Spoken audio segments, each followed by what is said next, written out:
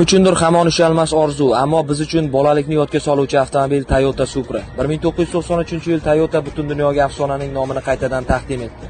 Supra MK4 3 litrli twin turbo dvigatel, zavoddan 280 ot kuchi, ammo real hayotda u bundan ancha kuchli edi. Bu dvigatel mexaniklar uchun daho, tyunerlar uchun esa ilhom manbai bo'ldi. Oddiy bir chip, oddiy bir sozlash va Supra 1000 ot kuchiga chiqardi. Shundan so'ng u drag poygalarining qiroliga, tuning sahnasining timsoliga aylandi. Keyinchalik Farsaj film orqali yanada mashhurlikka erishdi. Bugun oradan o'nlab yillar o'tsa ham, har bir avtoixlosmand Supra nomini eshitganda o'zgacha hissiyotlarni boshdan kechiradi. Chunki bu shunchaki temir emas, bu orzularni reallikka aylantirgan afsona.